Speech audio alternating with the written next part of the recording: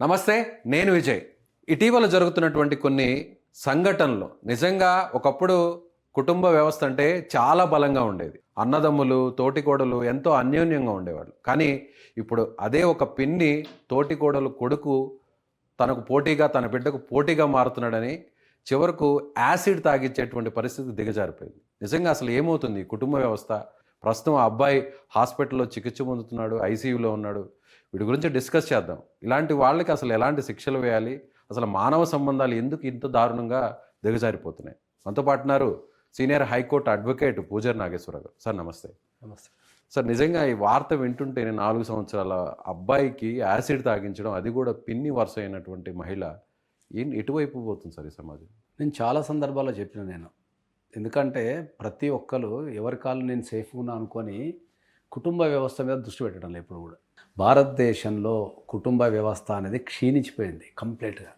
Okay, కుటుంబం అంటే బంధాలు, అనుబంధాలు, మంచిగా ఒకరినొకరు గౌరవించుకోవటం, ఓకే, ఒకరికొకరు తోడు నిలబడటం, ఇట్లాంటివన్నీ ఉండాల్సిన చోట ఏమవుతుందంటే క్రైమ్ అనేది కుటుంబాలకు వచ్చేసింది. ఇప్పుడు ఇది ఎంత దారుణమైన ఒక చిన్న పిల్లగానికి, ఏం తెలియని ఒక పిల్లగానికి నువ్వు యాసిడ్ తాగి ఇచ్చి చంపేయడం అనేది ఎంత దారుణం. అది కూడా చాక్లెట్ అని చెప్పి ఎంత క్రూరమైన మైండ్ తయారవుతున్నది. ఓకే, ఇట్లా రోజుకు మనం కొన్ని వందల సంఘటనలు చూస్తున్నాం మనం. ఓకే, ఇప్పుడు మొన్న ఒక అమ్మాయి మెదక్లో తల్లిదండ్రులు చంపింది ఇంజక్షన్ ఇచ్చి, ప్రేమకు నిరాకరించిందని చెప్పేసి. ఓకే, నిన్న ఎక్కడో గట్కేసర్లో వాడు ఎయిడ్స్ వచ్చిందని చెప్పేసి ఆ అమ్మాయికి ఎయిడ్స్ ఎక్కించిండు. వాడు జైలుకు పోయాడు. ఎయిడ్స్ ఎక్కించిన అమ్మాయి ఆత్మహత్య చేసుకుని చనిపోయింది. ఓకే, విజయారెడ్డి సంఘటన అనుకోవచ్చు. మీర్పేటలో ఒకసారి ముక్కలు భార్య నరకడం, మేడిపల్లిలో కూడా ఒకసారి భార్య నరకడం, వరంగల్ ఒక డాక్టర్ని చంపడం. ఓకే, ఇవాళ మార్నింగ్ కూడా ఒక బెంగళూరులో తల్లి 13 సంవత్సరాల బిడ్డను చంపి ఆమె చచ్చిపోయింది. కుటుంబ బంధాలన్నీ బలహీనమైపోయినాయి. వాటిని ప్రతి ఒక్కరు కాపాడుకోవాలా అనేది చెప్పే వ్యక్తులు లేరు ఈ సమాజం. ఏమైనా కూడా ఎట్లా తయారైందంటే ఏంటంటే నీకేంది, నాకేంది, నీకెంత, నాకెంత, మనది అనే దగ్గర నుంచి నాది అనే దగ్గరకు వచ్చింది. సో మనం కుటుంబ వ్యవస్థను కనుక కాపాడుకోకపోతే, నేను సీరియస్గా క్వశ్చన్ చెప్తున్నా, ఈ రోజులలో చాలామంది భార్యలు, చాలామంది భర్తలు ఇంట్లో పడుకోవడానికి భయపడుతున్నారు. భర్తతో పాటు దాంపత్య జీవితాన్ని గడపడానికి భయపడుతున్నారు, ఎక్కడ చంపేస్తారో అని. సీరియస్. ఈ మధ్యకాలంలో నా దగ్గరికి వచ్చి భయం అవుతుంది సార్ అంటున్నారు. అరే ఏమైందంటే, ఎక్కడో సార్ నా పిల్లం వేసేస్తామని డౌట్ వస్తుంది సార్. ఒకడు ఆడోళ్ళు వచ్చేసి నా మూడు వేసేస్తున్నాం సార్, డౌట్ వస్తుంది సార్. ఆయన బిహేవియర్, ఆయన ప్రవర్తన అంతా డౌట్ వస్తుంది సార్ అంటున్నారు. అంటే సగం ఈ ఇన్సిడెంట్స్ వార్తలు చూసి కూడా వాళ్ళ మధ్యలో డిస్ప్యూట్కి వీళ్ళు కోరిలేటెడ్ అవుతున్నారు. భార్యల్ని చంపిన భర్తల్ని చంపిన భార్యలు, ప్రియుని కోసం. మొన్న ఎక్కడో న్యూస్ చదివినాం మనం, భర్త నల్లగుండని చెప్పేసి చంపేసినట్టు. అవును, లవర్తో. ఎట్లా తయారైందంటే ఏంటంటే, ఏదైనా సమస్య వచ్చినప్పుడు దానికి పరిష్కారం చంపటమో చావటం, ఇదే అనుకుంటున్నారు అంతా. అంటే దానికి ఎదురొడ్డి ఎదురెడ్డి పోరాటమో, లేకపోతే సమస్యను పరిష్కరించడమో, దాన్ని ఎట్లా సాల్వ్ చేయాలా, పోరాడే క్రమంలో మనం నేర్చుకుంటామనేది పోయింది వ్యవస్థలో. సమస్య వచ్చిందా ఒకటిని చంపేయాలా, లేదా మనం చచ్చిపోవాలి. This the latest trend in the market. ఇలాంటి వాళ్ళందరూ మీ దగ్గరకు వస్తుంటారు కదా సార్ క్లయింట్స్ రూపంలో. సెంట్రలైజ్డ్ చేసినప్పుడు మెయిన్ కోర్ రీజన్ ఏమై ఉంటుంది? మనిషి అనేవాడు జనరల్గా సంఘజీవి సార్. అంటే సంఘంలో బతికి 10 మందితో కలిసి తిరిగి బతికేటోని మనిషి అంటాం మనం. సొసైటీలో వన్ ఆఫ్ ది పర్సన్గా మనం కూడా ఉంటాం కదా. ఈ మనిషి అనే సంఘజీవి నుంచి ఒంటరి అయిపోయాడు మనిషి. ఎన్ని వేల సందర్భాలలో ఏం చెప్పినా అంటే ఏంటంటే, ఏ వ్యక్తి ఆత్మహత్య చేసుకోవాలనుకోడు. ఓకే, ఏ వ్యక్తి చంపాలనుకోడు. ఆత్మహత్య కానీ చంపటం కానీ ఎక్కడ స్టార్ట్ అవుద్ది అంటే ఏంటంటే, నాకెవరూ లేరు. ఓకే, నేను ఏం చేసినా ఎవరు పట్టించుకోరు. సింప్లిఫై చేస్తే, నా బాధ వినేవాళ్ళు ఎవరు లేరు. ఓకే, నేను ఎవరితో బాధ చెప్పుకున్నా నా బాధ తీరదు, నా బాధ వినేవాళ్ళు లేరు, నాకు ఎవరు తోడు నిలబడేటోళ్ళు లేరు, నా కోసం ఎవరూ లేరు. అట్లాంటప్పుడు నేను ఎందుకు ఉండాలా అనేది ఆత్మహత్యకు ప్రధాన కారణం. అంటే ఇంతకుముందు ఏదైనా ఒక సమస్య వస్తే నిలబడేవాళ్ళు, బంధువులకు, అన్నకో, తమ్ముడు చెప్పేవాడు. రిలేషన్షిప్స్ అన్నీ నీకు అది ఖరాబ్ అయిపోయినాయి, నమ్మకాలు పోయినాయి. ఫ్రెండ్షిప్ అనే పదానికి ఒకప్పుడు చాలా విలువ ఉంటుండే. ఓకే, పూర్వకాలంలో ఒక కుటుంబంలో ఏదైనా సమస్య వస్తే ఫ్రెండ్ ఉన్నారా అని చెప్తే, ఎవడన్నా ఇంట్లో పారిపోయింది అనుకో, ఫస్ట్ ఆయన ఫ్రెండ్కి ఫోన్ చేసేటోళ్ళు. అర్థమైందా? ఆయన ఫ్రెండ్ని అనుకో మనకు తెలుసు అనేటోళ్ళు.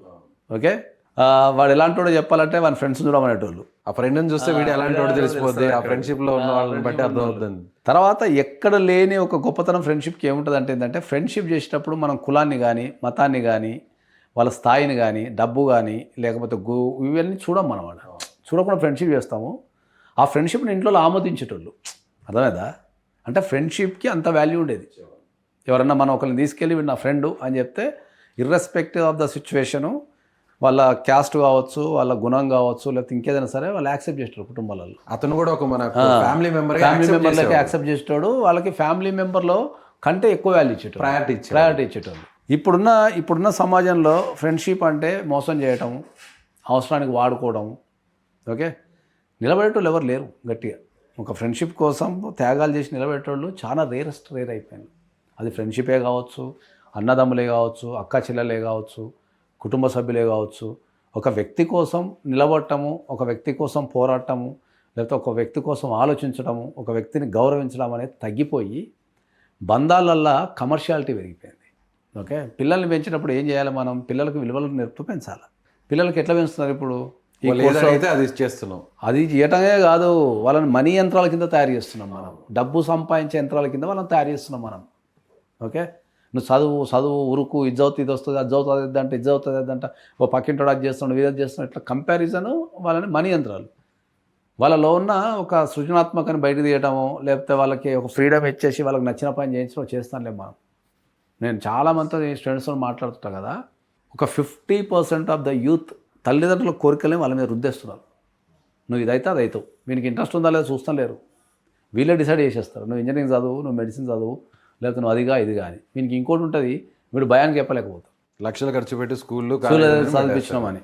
ఈ మధ్యకాలంలో ఆత్మహత్యలు స్టూడెంట్ విషయంలో చాలా పెరిగినాయి. ఎందుకు ఎట్లా తయారైందంటే, చదువు అనేది మనం బతకడానికి పనిచేస్తే తప్ప చదువే జీవితం కాదు అనేది మనం నేర్పగలగాలి. పర్టికులర్గా ఈ ఇన్సిడెంట్లో సార్, ఒకప్పుడు ఉమ్మడి కుటుంబంలో తన పిల్లల కంటే కూడా తమ్ముడి పిల్లలను లేదంటే అక్క పిల్లలను అంతా ఒకటే చోటు ఉండేవాళ్ళు కాబట్టి ఎక్కువగా చూసుకునేవాళ్ళు. అంటే ప్రాణం కంటే సమానంగా చూసుకునేవాళ్ళు. అదే అని చెప్తాను. కానీ ఇన్సిడెంట్లో నా కొడుకు నా బిడ్డకి ఎక్కడ పోటీ వస్తాడు అనే ఉద్దేశంతో ఇంట్లోనే పిలిచి యాసిడ్ తాగిచ్చిందంటే, అదే చెప్తున్నా. వాళ్ళకు ఇంతకుముందు ఉమ్మడి కుటుంబ వ్యవస్థ ఉన్నప్పుడు బంధాలు, అనుబంధాలు, ఆప్యాయతలు, బలము, ఇచ్చిపుచ్చుకోవడాలు ఇవన్నీ జరుగుతూ ఉండే. ఇప్పుడు లేవు. ఇప్పుడు ఆడంబరాలు, షోకులు, ఇవి వాళ్ళకంటే ఎక్కువ చూపించుకోవాలనే ఆలోచన, ఇట్లాంటివన్నీ మైండ్లో తిరుగుతున్నప్పుడు విలువలు మర్చిపోతున్నారు. ప్రపంచ దేశాల్లో మన భారతీయ వ్యవస్థకు ఉన్న గుర్తింపే అది. నేను నిజంగా చెప్తున్నా కదా, ప్రపంచం మొత్తం తిరిగినప్పుడు నాకు ఇప్పుడు అమెరికన్ కుటుంబ వ్యవస్థ చూస్తున్నా నేను. ఓకే, చిన్న భిన్నం ఉంటుంది. ఎంత చిన్న భిన్నం ఉంటుంది అంటే అంత చిన్న భిన్నం ఉంటుంది. అమెరికన్ కుటుంబ వ్యవస్థ అంతా చిన్న భిన్నం ఉండడానికి గల కారణం ఏంటంటే వాళ్ళు ఫ్రీడమ్ అని చెప్తారు. రెస్పెక్ట్ అండ్ ఫ్రీడమ్ అంటారు వాళ్ళు. చిన్నపిల్లలకు కూడా ఫ్రీడమ్. ఇప్పుడు అక్కడ డైవర్స్ వ్యవస్థ తీసుకున్నాం అనుకో, అక్కడ నో ఫాల్ట్ డైవర్స్ అంటారు. నో ఫాల్ట్ డైవర్స్ అంటే ఏంటంటే భార్య కానీ భర్త కానీ కోర్టుకు పోయి డైవర్స్ అప్లై చేసుకుంటే ఇచ్చేస్తారు, ఇర్రెస్పెక్ట్ ఆఫ్ ద సిచ్యువేషన్. కౌన్సిలింగ్స్ కానీ ఏమీ ఉండవు. మరి భారతదేశం రీజన్ అసలు సంబంధమే లేదు. వాళ్ళు సింప్లిఫై ఏమంటారు, ఆయన ఆ వ్యక్తికి నీతో కలిసి జీవించాలని లేదు. బలవంతంగా ఎవడు చెప్తాడు కలిసి జీవించమని? కాబట్టి నీ ఆస్తిలో నుంచి పంచుకోండి, మీరు ఇద్దరు పంచుకోండి, పిల్లలకి ఏమంటే సెక్యూర్ చేసేయండి అంటారు తప్ప అక్కడ మన లెక్క బలవంతంగా కలిపే కార్యక్రమాలు ఉండవు మన దగ్గర. వివాహ వ్యవస్థ మీద ప్రాధాన్యత ఉండదు. వాళ్ళకు వ్యక్తిగత స్వేచ్ఛకు వాళ్ళు ప్రాధాన్యత ఇస్తారు. అవును, ఆ వ్యక్తికి కలిసి ఉండాలి, నువ్వేం చేస్తావు నేనేం చేస్తా, అక్కడ ఆస్తులు ఎంత ఉన్నాయో లెక్కేసి శిరసను పంపించేసి అంటారు. పిల్లలు ఉంటే సెక్యూర్ చేసేస్తారు. పిల్లలు కూడా సెక్యూర్ ఎప్పటిదాకా చేస్తారు, 18 years వరకు చేస్తారు. ఓకే, అక్కడ 18 years కాగానే పిల్లల్ని బయటకు పంపించేస్తారు. మన ఇండియాలో మనకి 20, 30, 50 సంవత్సరాలైనా తండ్రి పోరగాన్ని దగ్గర పెట్టుకొని తిరుగుతుంటారు.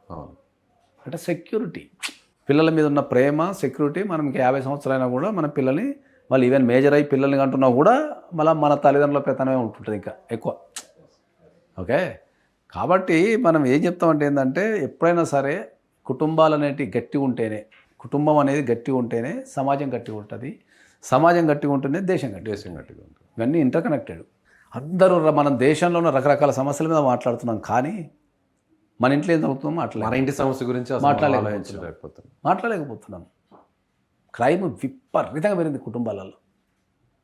అదే నాకు ఆశ్చర్యకరమైన విషయం ఏంటంటే మనము కుటుంబం అంటే వాళ్ళని చూస్తాము, వాళ్ళతో పెరుగుతాము, వాళ్ళని చంపడం ఏంది, వాళ్ళతోనే పెరగడమే కానీ దీనికి కంట్రోలింగ్ ఏముండదు. పెరుగుతుంది ఇంకా ఇంకా పెరుగుతుంది. క్రైమ్ రేట్ మనిషి కూడా ఒంటరైన పెరిగిపోతుంది. కొద్దీ క్రైమ్ పెరుగుతూనే ఉంటుంది. ఆ స్వార్థం పెరిగే కొంది క్రైమ్ కూడా పెరుగుతూనే ఉంది. ఇప్పటికీ మొత్తం ఇండియాలో జనవరి 1 నుంచి 186 క్రైమ్స్ అనేవి, కుటుంబాల మర్డర్స్. ఓన్లీ ఫ్యామిలీ హత్య, ఓన్లీ ఫ్యామిలీ హత్యలు. ఫ్యామిలీ వాళ్ళు ఒకరిని చంపేయడం, ఇండియాలో ఫ్యామిలీలో ఒకరినొకరు చంపేయడం, భార్య భర్తను చంపడం, భార్య భర్తను చంపడం, భర్తను భార్యను చంపడం, లేకపోతే పిల్లల్ని చంపడం, వాళ్ళని చంపడం, వీళ్ళని చంపడం, కుటుంబ సభ్యుల్ని చంపుకోవడం అనేది 186 అయినా ఇప్పటికి. ఏది దేశవ్యాప్తంగా మేము అది రికార్డ్ చేసి పెడుతున్నాం. మొత్తం వచ్చే పేపర్లలో వచ్చే న్యూస్ మొత్తం రికార్డ్ చేసి పెడితే ఇప్పటిదాకా 186 అయినాయి జనవరి 1 నుంచి ఇప్పటికి. 186 అంటే అవి 90 రోజులు యావరేజ్గా రోజు కూడా జరుగుతుంది. ఓన్లీ ఒక యావరేజ్గా రోజుకు కుటుంబాలలో యావరేజ్గా తెలిసినవి రోజుకు 2 జరుగుతున్నాయి. తెలిసినవి ఇంకా రాని ఎన్ని ఉన్నాయో తెలియదు, బయటికి రానివి చాలా ఉంటాయి. బయట రాని ఉన్నాయో తెలియదు. న్యూస్ లో వచ్చేవి కొన్ని ఉంటాయి, 10% ఉంటాయి. కొన్ని ఉంటాయి, బయట రాని చాలా ఉంటాయి. కాబట్టి కుటుంబ వ్యవస్థను కనుక మనం బలం చేయకపోతే ఇది రేపు మన పిల్లలకి ఆ నెక్స్ట్ తరానికి ప్రాబ్లం అయిపోతుంది. అది కాబట్టి నేను అందరికీ రిక్వెస్ట్ చేసేది ఏంటంటే కుటుంబాన్ని కాపాడుకోవడానికి, కుటుంబం బలంగా ఉండడానికి కుటుంబంలో ఉన్న ప్రతి ఒక్కరు కృషి చేసి వాళ్ళ కుటుంబాన్ని బలంగా పెట్టుకుంటేనే వాళ్ళు బలంగా ఉంటారు. ఫస్ట్ మనిషి బలంగా ఉండాలంటే కుటుంబం బలంగా ఉండాలి. అది దాని మీద దృష్టి పెట్టమని నేను కోరుకుంటున్నాను. Right sir, thank you. So ఇది అడ్వకేట్ పూజారి నాగేశ్వరరావు గారు చెప్తున్నట్టుగా దేశం బాగుండాలంటే సమాజం బాగుండాలి, సమాజం బాగుండాలంటే కుటుంబం బాగుండాలి, కుటుంబం బాగుండాలంటే వ్యక్తిగతంగా మీరు బాగుండాలి, మనం బాగుండాలి. ప్రస్తుతం ఇప్పుడున్నటువంటి పరిస్థితుల్లో చూస్తే ప్రతి మనిషికి కూడా స్వార్థం పెరిగిపోతుంది, మానవతా విలువలు దిగజారిపోతున్నాయి. అందుకే కుటుంబ వ్యవస్థ చిన్నాభిన్నంగా మారి ఇప్పుడు క్రైమ్ రేట్ కూడా విపరీతంగా పెరుగుతుందని అంటున్నారు. ఇలాంటి ఇన్సిడెంట్స్ మళ్ళీ జరగకుండా ఉండాలంటే ప్రతి ఒక్కరి నుంచి కూడా మార్పు రావాలి. తల్లిదండ్రులు పిల్లల్ని పెంచే విధానంలో కూడా మార్పు వస్తేనే ఇలాంటి క్రైమ్ రేట్ అనేది పెరగదని ఆయన చెప్తున్నారు. సో పూజారి నాగేశ్వరరావు గారు చెప్తున్నటువంటి అభిప్రాయాన్ని మీరు కూడా ఏకీభవిస్తున్నారా? అయితే కామెంట్ చేయండి. Thank you.